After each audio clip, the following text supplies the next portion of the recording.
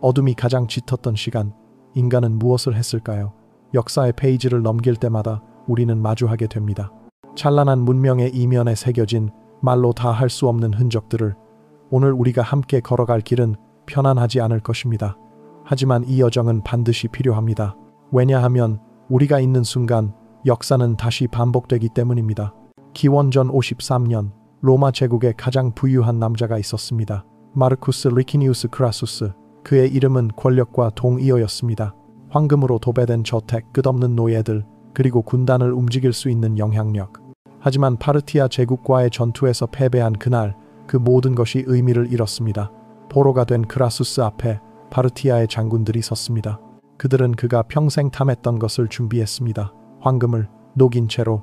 역사가들은 기록합니다. 그날 밤 천막 안에서 무슨 일이 벌어졌는지를. 하지만 우리가 알아야 할 것은 그 순간의 잔혹함이 아닙니다. 그것은 상징이었습니다. 탐욕에 대한, 오만에 대한, 그리고 권력이 만들어낸 거리에 대한. 크라수스는 자신이 지배했던 사람들의 고통을 이해했을까요? 그가 소유했던 노예들, 그가 착취했던 땅의 사람들이 느꼈던 절망을 마지막 순간 깨달았을까요? 고문이라는 단어를 들으면 우리는 본능적으로 몸을 움츠립니다. 그리고 그것은 정상입니다. 인간의 존엄성에 대한 근본적인 침해이기 때문입니다. 하지만 역사 속에서 고문은 단순히 개인적 잔혹함의 표현이 아니었습니다. 그것은 시스템이었습니다. 법이었습니다. 질서를 유지한다는 명목으로, 진실을 밝힌다는 구실로, 신의 뜻을 확인한다는 믿음으로 정당화되었던 제도였습니다. 중세 유럽의 신문실을 떠올려 봅시다.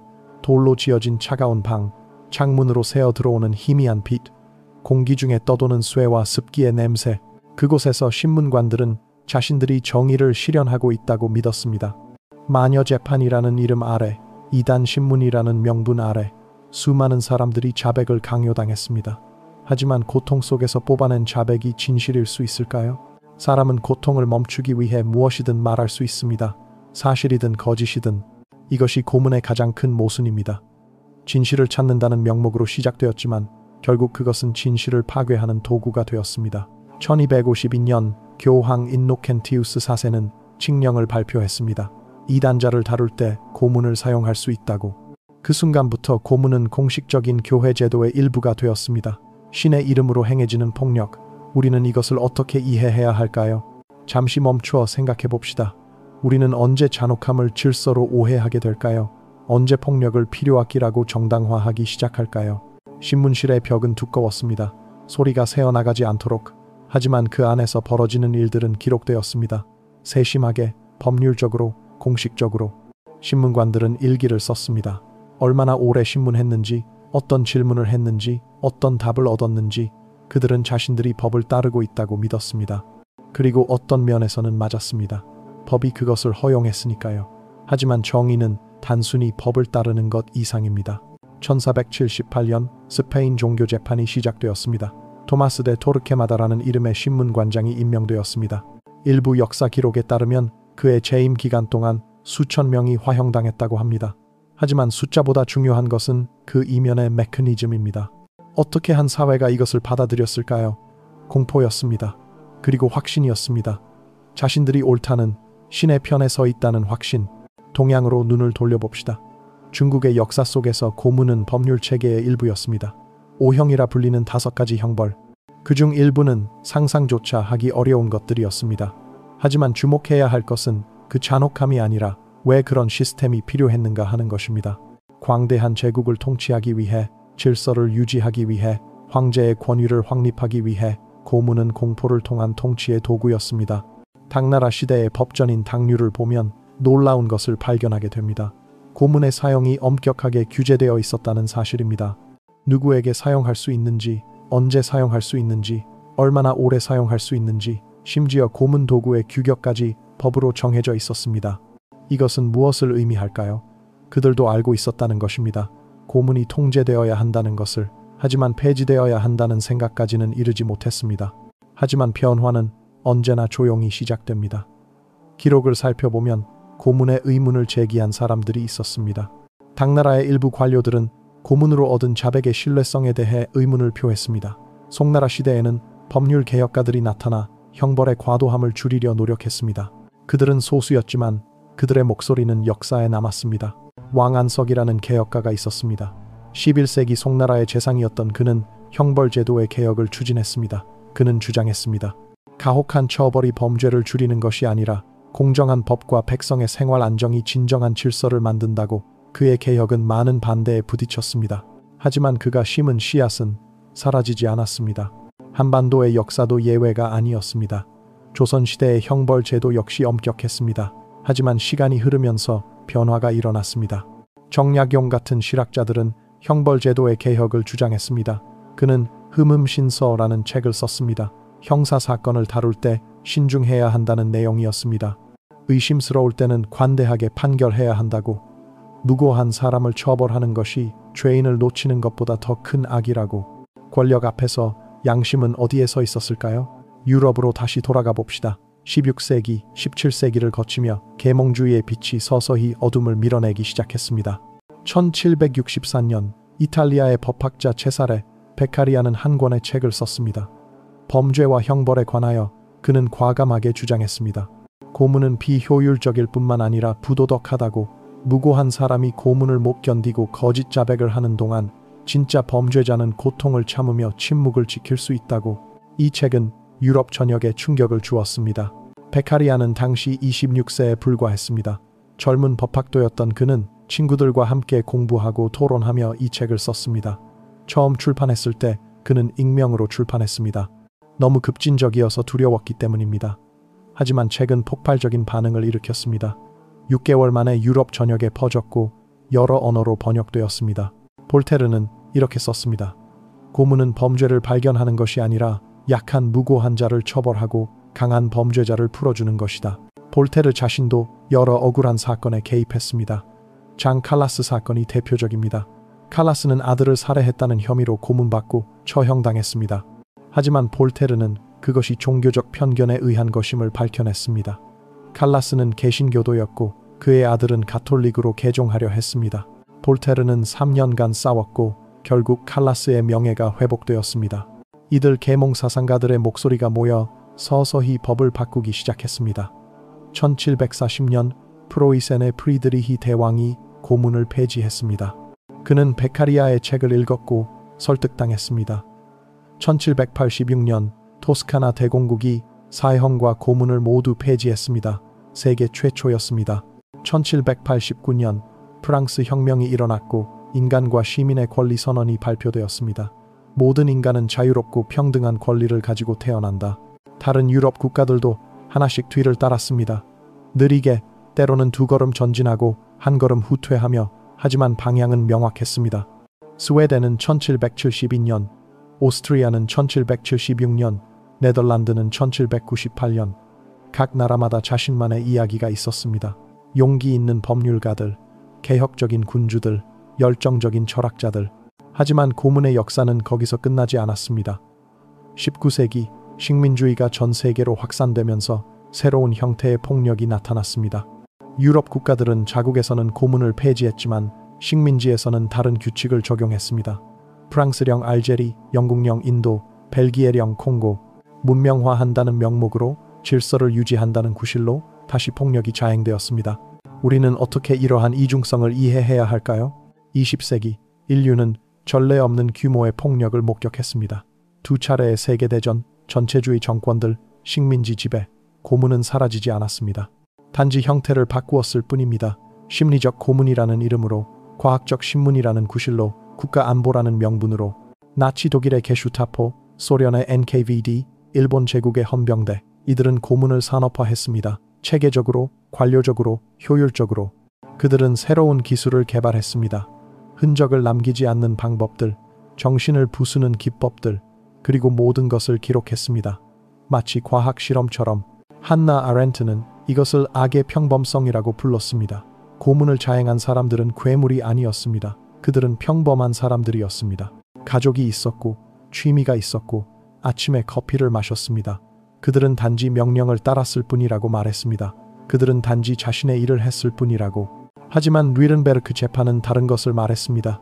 명령을 따르는 것만으로는 충분하지 않다고. 인간에게는 더 높은 법이 있다고. 양심이라는 법이. 그리고 그 법을 어겼을 때 책임을 져야 한다고. 1948년 세계는 다시는 이런 일을 반복하지 않겠다고 선언했습니다. 세계 인권 선언 제5조. 어느 누구도 고문 또는 잔혹하거나 비인도적이거나 굴욕적인 대우 또는 처벌을 받지 아니한다. 단순하고 명확한 문장입니다. 하지만 이 문장이 만들어지기까지 얼마나 많은 고통이 있었는지 우리는 기억해야 합니다. 엘리너 루즈벨트가 이끈 UN 인권위원회는 2년 동안 회의를 거듭했습니다. 50개가 넘는 나라의 대표들이 모였습니다. 서로 다른 문화, 서로 다른 종교, 서로 다른 정치 체제를 가진 사람들이 그들은 논쟁했습니다. 격렬하게, 때로는 감정적으로, 하지만 결국 하나로 모였습니다. 왜냐하면 그들 모두가 알고 있었기 때문입니다. 전쟁의 참상을, 홀로코스트의 공포를, 원폭의 파괴력을, 그리고 다시는 그런 일이 일어나서는 안 된다는 것을. 1948년 12월 10일 파리에서 UN 총회가 세계 인권 선언을 채택했습니다. 48개국이 찬성했습니다. 반대는 없었습니다. 8개국이 기권했지만 반대는 하지 않았습니다. 그날 엘리노 루즈벨트는 이렇게 말했습니다. 인권은 어디에서 시작되는가? 작은 장소에서, 집 가까운 곳에서, 너무 작고 가까워서 어떤 지도에도 나오지 않는 곳에서. 그곳이 바로 모든 남성, 여성, 아이들이 차별 없이 평등한 정의, 평등한 기회, 평등한 존엄성을 추구하는 곳입니다. 하지만 선언만으로는 충분하지 않았습니다. 실천이 필요했습니다. 그래서 1984년 UN은 고문 방지 협약을 채택했습니다. 이것은 단순한 선언이 아니었습니다. 법적 구속력을 가진 조약이었습니다. 국가들은 고문을 금지할 의무가 있다고 명시했습니다. 고문을 자행한 자들을 처벌할 의무가 있다고, 그리고 피해자들에게 보상할 의무가 있다고 150개 이상의 국가가 이 협약에 서명했습니다. 그들은 자국 법을 바꾸기 시작했습니다. 고문을 범죄로 규정했습니다. 신문 과정을 녹화하도록 했습니다. 독립적인 감시 기구를 만들었습니다. 경찰과 군대에 인권 교육을 실시했습니다. 천천히, 하지만 확실하게 변화가 일어나기 시작했습니다. 그리고 국제사법재판소, 국제형사재판소 같은 기구들이 만들어졌습니다. 고문을 자행한 자들을 처벌하기 위해, 더 이상 국경이 피난처가 될 수 없다는 메시지를 보내기 위해. 칠레의 아우구스토 피노체트가 런던에서 체포되었을 때 세계는 충격을 받았습니다. 전직 국가 원수가 다른 나라에서 체포되다니. 하지만 그것은 새로운 시대의 시작이었습니다. 주권이 면죄부가 될 수 없는 시대. 하지만 문서에 서명하는 것과 실제로 실천하는 것 사이에는 여전히 간극이 있습니다. 21세기 초 우리는 다시 한번 시험대에 올랐습니다. 2001년 9월 11일 테러 공격이 발생했습니다. 그리고 테러와의 전쟁이 시작되었습니다. 일부 국가들은 다시 고문을 정당화하려 했습니다. 강화된 신문 기법이라는 완곡한 표현 뒤에 숨어서 물고문, 수면 박탈, 극단적 온도 노출, 이것들은 고문이 아니라고 주장했습니다. 하지만 이번에는 달랐습니다. 전 세계의 인권 단체들이 목소리를 높였습니다. 엠네스티 인터내셔널, 휴먼 라이츠 워치, 국제적 십자위원회. 그들은 증거를 모았습니다. 생존자들을 인터뷰했습니다. 보고서를 발표했습니다. 언론이 진실을 파헤쳤습니다. 아부 그라이브 교도소의 사진들이 공개되었을 때 세계는 분노했습니다. 용기 있는 내부 고발자들이 나타났습니다. 자신의 경력을 위험에 빠뜨리면서도. 조셉 답이라는 미군 병사는 아부 그라이브의 학대 사진을 군 당국에 신고했습니다. 그는 협박을 받았습니다. 배신자라고 불렸습니다. 하지만 그는 옳은 일을 했다고 믿었습니다. 그리고 그가 옳았습니다. 법원은 판결을 내렸습니다. 고문은 어떤 상황에서도 정당화될 수 없다고. 유럽인권재판소, 미주인권재판소, 아프리카인권재판소, 전 세계의 법원들이 같은 목소리를 냈습니다. 국가안보도, 테러 위협도, 긴급 상황도 고문을 정당화할 수 없다고. 고문에 저항한 사람들의 이야기를 더 들어봅시다. 1961년 피터 베넨슨이라는 영국 변호사가 신문을 읽고 있었습니다. 포르투갈에서 2명의 학생이 자유를 위해 건배했다는 이유로 체포되어 7년형을 선고받았다는 기사였습니다. 베넨슨은 분노했습니다. 하지만 단순히 분노하는 것으로 그치지 않았습니다. 그는 행동했습니다. 그는 옵저버지에 잊혀진 죄수들이라는 제목의 글을 썼습니다. 양심의 죄수들, 즉 자신의 신념 때문에 투옥된 사람들을 위해 편지를 쓰자고 호소했습니다. 반응은 폭발적이었습니다. 수천 통의 편지가 쏟아졌습니다. 그리고 이것이 엠네스티 인터내셔널의 시작이었습니다. 오늘날 엠네스티는 150개국 이상에서 1천만 명 이상의 회원을 가진 조직입니다. 그들은 매년 수십만 통의 편지를 씁니다. 투옥된 사람들에게, 그들의 가족에게, 정부에게 그들은 조사합니다. 보고서를 작성합니다. 캠페인을 벌입니다. 그리고 변화를 만들어냅니다. 수많은 양심수들이 석방되었습니다. 수많은 고문 피해자들이 정의를 찾았습니다. 한 사람의 분노가 세계적인 운동이 되었습니다. 다른 이야기도 있습니다. 의사들의 이야기. 1974년 덴마크 코펜하겐에서 한 그룹의 의사들이 모였습니다. 그들은 고문 생존자들을 치료하면서 깨달았습니다.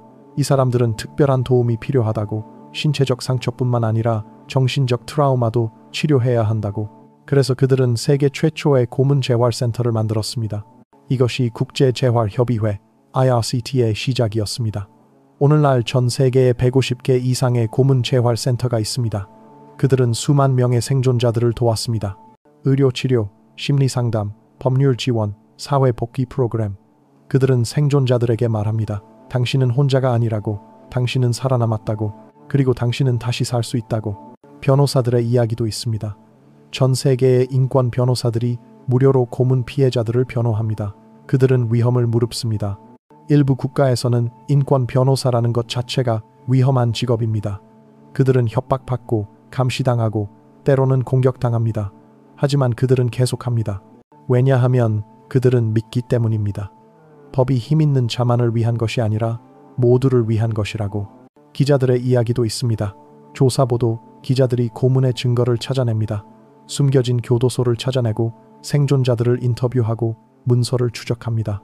시모어 허쉬 같은 기자는 아부 그라이브의 학대를 폭로했습니다. 많은 기자들이 이런 보도 때문에 위험에 처합니다. 하지만 그들은 계속합니다. 진실이 빛을 봐야 한다고 믿기 때문입니다. 그리고 생존자들 자신의 이야기가 있습니다. 고문을 겪고도 침묵하지 않은 사람들, 자신의 경험을 증언한 사람들. 그들의 용기는 상상을 초월합니다. 고통을 다시 떠올린다는 것, 그것을 말로 표현한다는 것, 그리고 세상에 공개한다는 것, 이 모든 것이 또 다른 형태의 용기입니다. 디나 카민스카야를 생각해 봅시다. 소련 시절의 변호사였던 그녀는 정치범들을 변호했습니다. 그녀는 알고 있었습니다. 자신의 의뢰인들이 감옥에서, 정신병원에서 어떤 일을 겪는지. 하지만 그녀는 멈추지 않았습니다. 법정에서 때로는 미소를 지으며 때로는 분노하며 그녀는 싸웠습니다. 그리고 그녀의 이야기를 책으로 남겼습니다. 정의의 변호사라는 제목으로. 제이콥손 티무르를 기억해 봅시다. 에티오피아에서 고문을 당한 후 스웨덴으로 망명한 그는 자신의 경험을 숨기지 않았습니다. 오히려 그것을 다른 사람들을 돕는 데 사용했습니다. 그는 고문 생존자들을 위한 지원 단체를 만들었습니다. 그는 정책 입안자들에게 조언했습니다. 그는 의사들을 교육했습니다. 그의 고통이 다른 사람들의 치유를 위한 도구가 되었습니다. 이 모든 이야기를 관통하는 하나의 진실이 있습니다. 고문은 효과적이지 않습니다. 그것은 신뢰할 수 있는 정보를 얻는 방법이 아닙니다. 수많은 연구가 이것을 증명했습니다. 미국 상원정보위원회는 6,000페이지가 넘는 보고서를 발표했습니다. CIA의 강화된 신문 기법이 테러 공격을 막는 데 도움이 되지 않았다고, 오히려 신뢰할 수 없는 정보를 생산했다고. 심리학자들도 같은 결론에 도달했습니다. 고문받는 사람은 신문관이 듣고 싶어 하는 말을 하게 됩니다. 진실이 아니라. 고통을 멈추기 위해 사람은 무엇이든 말할 것입니다. 자신이 마녀라고도, 국가를 배신했다고도, 범죄를 저질렀다고도, 사실이든 아니든. 그렇다면 왜 고문은 계속되었을까요? 그것은 정보를 얻기 위한 것이 아니었습니다. 통제를 위한 것이었습니다. 공포를 심기 위한 것이었습니다. 인간성 자체를 파괴하기 위한 것이었습니다. 고문의 목적은 한 사람을 부수는 것만이 아닙니다. 그것을 본 모든 사람에게 메시지를 보내는 것입니다. 저항하지 마라. 복종하라. 그렇지 않으면 너도 저렇게 될 것이다. 하지만 인간 정신은 놀라울 정도로 강합니다. 빅토르 프랭클, 나치 수용소의 생존자이자 정신과 의사는 이렇게 썼습니다. 인간에게서 모든 것을 빼앗을 수 있다. 하지만 단 하나, 인간의 마지막 자유, 주어진 환경에서 자신의 태도를 선택할 자유만은 빼앗을 수 없다. 고문은 몸을 부술 수 있습니다. 하지만 정신까지 완전히 부수지는 못합니다. 어딘가에 깊은 곳에 그 사람의 핵심은 남아 있습니다. 우리는 어떻게 이 모든 것을 오늘날과 연결할 수 있을까요? 역사를 공부하는 것은 과거를 판단하기 위한 것이 아닙니다. 그것은 현재를 이해하고 미래를 만들어가기 위한 것입니다. 우리가 고문의 역사를 들여다보는 이유는 그 잔혹함에 전율하기 위해서가 아닙니다. 그것이 어떻게 정당화되었는지, 누가 그것을 멈추기 위해 싸웠는지, 그리고 우리는 어떻게 다시는 그런 길로 가지 않을 수 있는지를 배우기 위해서입니다. 현대 사회에서 고문은 여전히 존재합니다. 유엔의 2024년 보고서에 따르면 세계의 많은 지역에서 고문이 계속되고 있습니다. 하지만 차이가 있습니다. 이제 그것은 숨겨집니다. 부인됩니다. 왜냐하면 세계가 그것을 용납하지 않기 때문입니다. 이것 자체가 진보입니다. 완전한 승리는 아니지만 중요한 진전입니다. 오늘날 우리는 새로운 도전에 직면하고 있습니다. 기술의 발전으로 새로운 형태의 고문이 가능해졌습니다. 사이버 고문, 심리적 조작, 고립과 감시. 이것들은 전통적인 고문만큼 잔혹할 수 있습니다. 하지만 흔적을 남기지 않습니다. 우리는 어떻게 대응해야 할까요? 답은 같습니다. 경계, 교육, 그리고 행동. 우리는 경계해야 합니다. 새로운 형태의 학대를 인식해야 합니다. 우리는 교육해야 합니다. 다음 세대에게 인권의 가치를, 인간 존엄성의 중요성을 가르쳐야 합니다. 그리고 우리는 행동해야 합니다. 부당함을 목격했을 때 침묵하지 말아야 합니다. 인간의 역사는 진보의 역사입니다. 느리고 고통스럽지만 방향은 분명합니다. 우리는 점점 더 많은 사람들에게 존엄성을 인정하게 되었습니다. 노예제가 폐지되었습니다. 여성이 투표권을 얻었습니다. 아동의 권리가 보호받게 되었습니다. 그리고 고문이 범죄로 규정되었습니다. 이 모든 것은 저절로 이루어진 것이 아닙니다. 용기 있는 사람들이 싸웠기 때문입니다. 교육의 힘에 대해 생각해 봅시다. 많은 국가에서 경찰과 군대의 인권 교육이 의무화되었습니다. 그들은 배웁니다. 고문이 왜 비효율적인지, 왜 비윤리적인지, 그리고 대안이 무엇인지. 조사에 의하면 라포르 형성, 즉 신뢰를 구축하는 신문 기법이 훨씬 더 효과적이라고 합니다. 사람들은 고통 때문이 아니라 신뢰 때문에 진실을 말합니다. 법의 힘에 대해서도 생각해 봅시다. 보편적 관할권이라는 개념이 있습니다. 이것은 어떤 국가든 고문 같은 중대한 범죄를 재판할 수 있다는 원칙입니다. 범죄가 어디서 일어났든, 가해자가 누구든 피해자가 누구든 이것은 강력한 메시지를 보냅니다. 어디에도 숨을 곳이 없다고. 피노체트의 사례를 다시 생각해 봅시다. 1998년 칠레의 전 독재자 아우구스토 피노체트가 런던에서 체포되었습니다. 스페인 판사 발타사르 가르손의 체포 영장에 따라 피노체트는 칠레에서 수천 명을 고문하고 살해했습니다. 그는 사면을 받았고 상원 의원이 되었습니다. 그는 안전하다고 생각했습니다. 하지만 그렇지 않았습니다. 16개월 동안 법적 공방이 이어졌습니다. 영국 상원은 판결했습니다. 전직 국가 원수라도 고문 혐의에서 면책 특권을 가질 수 없다고. 피노체트는 결국 건강상의 이유로 칠레로 돌아갔지만 메시지는 분명했습니다. 정의는 시효가 없다고, 권력은 면죄부가 아니라고. 시민사회의 힘도 과소평가할 수 없습니다. 전 세계의 NGO들이 네트워크를 형성하고 있습니다. 정보를 공유하고 전략을 조율하고 서로를 지원합니다. 한 나라에서 억압받는 활동가들이 다른 나라의 활동가들로부터 지원을 받습니다. 이것이 연대의 힘입니다. 미얀마의 민주화 운동을 생각해 봅시다. 2021년 쿠데타 이후 군부는 시위대를 잔혹하게 진압했습니다. 고문이 광범위하게 사용되었다는 보고가 있습니다. 하지만 활동가들은 굴복하지 않았습니다. 그들은 증거를 모았습니다. 스마트폰으로 영상을 찍고 소셜미디어로 공유하고 국제사회에 호소했습니다. 그리고 전 세계의 인권단체들이 응답했습니다. 기술은 양날의 검입니다. 독재자들이 감시와 억압을 위해 사용할 수 있지만 활동가들도 조직화와 증거 수집을 위해 사용할 수 있습니다. 암호화된 메시징 앱은 활동가들을 보호합니다. 위성 이미지는 숨겨진 교도소를 찾아냅니다. 블록체인 기술은 변조할 수 없는 증거 기록을 만듭니다. 예술의 힘도 있습니다. 예술가들은 고문의 현실을 우리에게 보여줍니다. 직접적이지 않지만 강력한 방식으로 연극, 영화, 문학, 시각, 예술. 아이 웨이웨이는 설치 미술로 난민의 고통을 보여줍니다. 아르헨티나의 어머니들은 침묵의 행진으로 사라진 자녀들을 기억합니다. 이들은 우리의 공감을 자극합니다. 그리고 공감은 행동의 시작입니다. 교육 시스템도 중요합니다.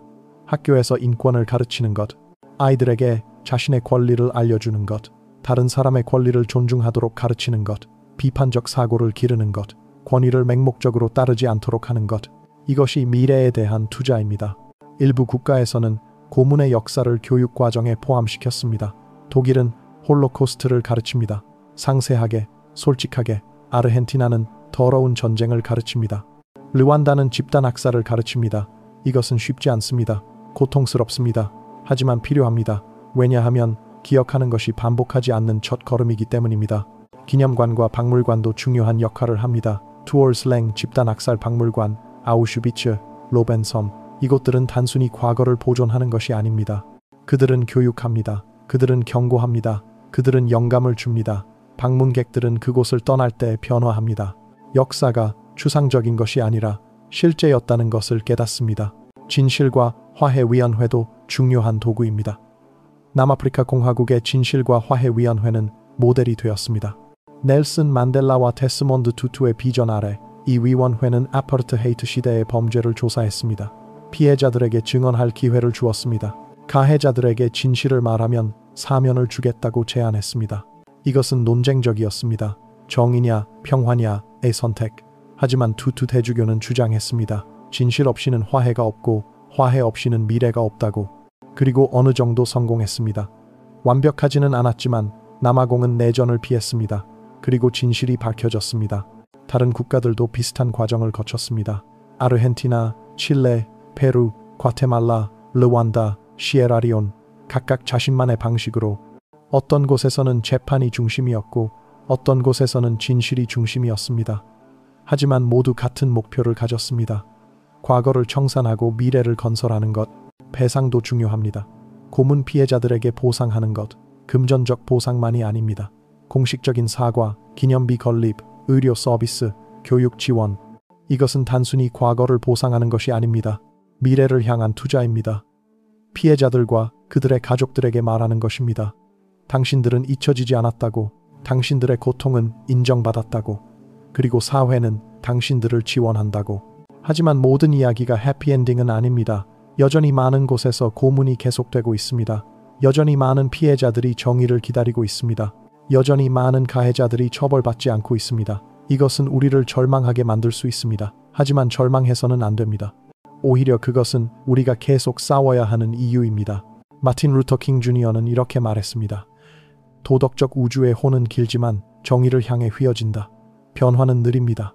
좌절이 있습니다. 후퇴가 있습니다. 하지만 장기적으로 보면 방향은 분명합니다. 더 많은 자유, 더 많은 존엄성, 더 많은 정의. 우리 각자는 그 과정의 일부입니다. 우리가 하는 선택, 우리가 하는 행동, 우리가 지지하는 가치, 이 모든 것이 중요합니다. 우리는 생각할 수 있습니다. 나는 단지 한 사람일 뿐이야. 내가 무엇을 바꿀 수 있겠어? 하지만 역사는 다른 것을 말합니다. 한 사람이 차이를 만들 수 있다고. 로자 파크스를 생각해 봅시다. 버스에서 자리를 양보하기를 거부한 한 여성. 그녀의 행동이 몽고메리 버스 보이콧을 촉발했습니다. 그리고 그것이 미국 민권 운동의 전환점이 되었습니다. 말랄라 유사프자이를 생각해 봅시다. 교육을 받고 싶다고 말한 한 소녀. 그녀는 총에 맞았지만 살아남았습니다. 그리고 그녀의 목소리는 전 세계로 퍼졌습니다. 그레타 툰베리를 생각해 봅시다. 기후를 위해 학교 파업을 시작한 한 10대. 그녀가 촉발한 운동은 수백만 명을 거리로 나오게 했습니다. 이들은 평범한 사람들이었습니다. 특별한 권력이 없었습니다. 하지만 그들은 믿었습니다.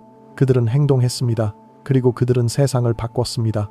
당신도 할 수 있습니다. 우리 모두 할 수 있습니다. 큰 것일 필요는 없습니다. 작은 것부터 시작할 수 있습니다. 인권단체에 기부하는 것, 청원에 서명하는 것, 소셜미디어에서 정보를 공유하는 것, 부당함을 목격했을 때 말하는 것, 선거에서 인권을 지지하는 후보에게 투표하는 것.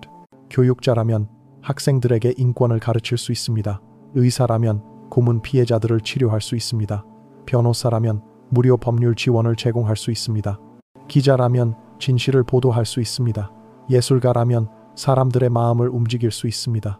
부모라면 자녀에게 공감과 정의를 가르칠 수 있습니다. 우리가 누구든, 우리가 어디에 있든 우리는 무언가를 할 수 있습니다. 그리고 우리가 함께 할 때 그 무언가는 모든 것이 됩니다. 고문의 역사는 인간의 잔혹함에 대한 이야기입니다. 하지만 동시에 그것은 인간의 회복력에 대한 이야기이기도 합니다. 살아남은 사람들의 이야기, 증언한 사람들의 이야기, 정의를 위해 싸운 사람들의 이야기, 그리고 결코 포기하지 않은 사람들의 이야기. 프리모 레비, 아우슈비츠 생존자는 이렇게 썼습니다. 이것이 사람인가? 그는 수용소의 경험을 기록했습니다. 인간성이 어떻게 박탈되는지를. 하지만 동시에 그는 보여주었습니다. 인간성이 어떻게 보존되는지를. 작은 친절의 행위로, 위험을 무릅쓴 연대로, 희망을 포기하지 않는 것으로. 엘리 위젤, 또 다른 홀로코스트 생존자는 평생을 인권을 위해 싸웠습니다. 그는 말했습니다. 중립성을 취하는 것은 항상 억압자의 편에 서는 것이다. 피해자의 편이 아니다. 그는 우리에게 선택을 강요합니다. 방관자가 되지 말라고, 행동하라고. 우리는 그 유산의 계승자입니다. 우리에게는 책임이 있습니다. 기억할 책임, 배울 책임, 그리고 행동할 책임. 이것은 선택사항이 아닙니다. 의무입니다. 인간이라는 것의 의미의 일부입니다. 미래는 정해져 있지 않습니다. 그것은 우리가 만드는 것입니다. 매일 모든 선택으로 우리는 더 정의로운 세상을 만들 수 있습니다. 더 인도적인 세상을, 고문이 역사책에서만 존재하는 세상을. 하지만 그것은 저절로 일어나지 않습니다. 우리가 만들어야 합니다. 가능합니다. 역사가 증명합니다. 노예제는 폐지되었습니다. 여성은 투표권을 얻었습니다. 식민주의는 끝났습니다. 아파르트헤이트는 무너졌습니다. 베를린 장벽은 허물어졌습니다.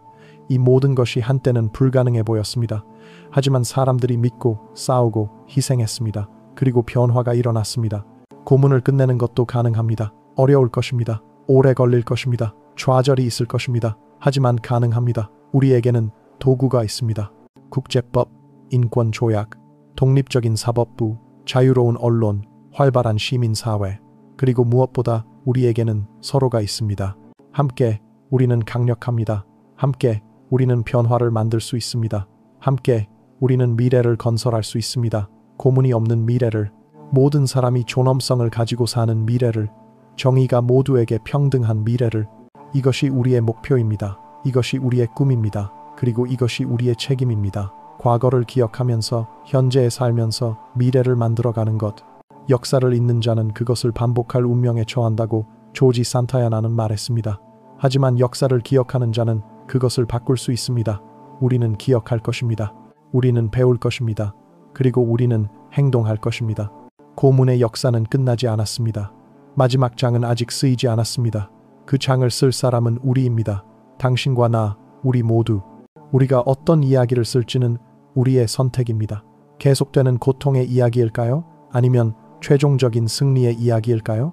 저는 승리를 믿습니다. 인간 정신의 힘을 믿습니다. 정의의 필연성을 믿습니다. 그리고 함께하는 우리의 능력을 믿습니다. 역사는 우리 편입니다. 도덕적 우주의 호는 정의를 향해 휘어져 있습니다. 우리가 해야 할 일은 계속 밀어내는 것입니다. 이 이야기를 여기서 끝내지 마십시오. 이것을 시작으로 만드십시오. 더 배우십시오. 더 질문하십시오. 더 행동하십시오. 인권단체의 웹사이트를 방문하십시오. 생존자들의 이야기를 읽으십시오. 지역사회에서 할 수 있는 일을 찾으십시오. 대화를 시작하십시오. 침묵을 깨입시오. 그리고 이 메시지를 전파하십시오. 친구들에게 말하십시오. 가족에게 말하십시오. 소셜미디어에서 공유하십시오. 역사를 기억하는 것이 왜 중요한지, 인권이 왜 중요한지, 그리고 우리 각자가 어떻게 차이를 만들 수 있는지. 변화는 인식에서 시작됩니다. 그리고 인식은 교육에서 시작됩니다. 오늘 당신은 교육받았습니다. 당신은 고문의 역사에 대해 더 많이 알게 되었습니다. 그것이 어떻게 정당화되었는지, 어떻게 폐지되었는지, 그리고 왜 여전히 경계해야 하는지, 이제 그 지식을 가지고 무엇을 할 것인가는 당신의 선택입니다. 하지만 저는 당신을 믿습니다. 당신이 여기까지 들어주었다는 사실 자체가 당신이 관심을 가지고 있다는 것을 보여줍니다. 당신은 단순히 듣기만 한 것이 아닙니다. 당신은 이해했습니다. 그리고 이해는 공감으로 이어지고 공감은 행동으로 이어집니다. 우리는 어떤 세상을 원합니까? 힘이 정의를 대신하는 세상입니까? 아니면 모든 인간이 존엄성을 가지고 사는 세상입니까? 답은 분명합니다. 그리고 그 세상을 만드는 것은 우리의 몫입니다. 고문의 역사는 어둡습니다. 하지만 그 안에는 빛도 있습니다. 저항한 사람들의 빛, 싸운 사람들의 빛, 희망을 잃지 않은 사람들의 빛, 그 빛은 계속 타오르고 있습니다. 우리가 그것을 이어받아야 합니다. 오늘 우리가 함께 걸은 이 여정은 끝이 아닙니다. 시작입니다. 과거를 기억하고 현재를 직시하고 미래를 만들어가는 여정의 시작입니다. 역사는 우리에게 말합니다. 침묵하는 자는 공범이 된다고. 하지만 목소리를 내는 자는 변화를 만든다고. 우리는 침묵하지 않을 것입니다. 우리는 기억할 것입니다. 우리는 배울 것입니다. 그리고 우리는 행동할 것입니다. 인간의 존엄성은 협상 대상이 아닙니다. 그것은 모든 사람의 타고난 권리입니다. 그리고 그것을 지키는 것은 우리 모두의 책임입니다. 이 역사를 잊지 않기 위해, 그리고 더 깊이 있는 이야기를 함께 나누며 인권과 정의에 대해 계속 배워가기 위해 지금 구독 버튼을 눌러주시고 알림 설정을 켜주세요. 당신의 구독 하나하나가 이러한 중요한 이야기를 더 많은 사람들에게 전하는 힘이 됩니다. 함께 기억하고 함께 배우고 함께 더 나은 세상을 만들어 갑시다. 구독과 좋아요로 이 메시지에 동참해 주세요. 역사를 기억하는 것, 그것이 바로 미래를 바꾸는 첫걸음입니다. 여러분과 함께 이 여정을 걸을 수 있어서 감사합니다. 다음 이야기에서 또 만나겠습니다.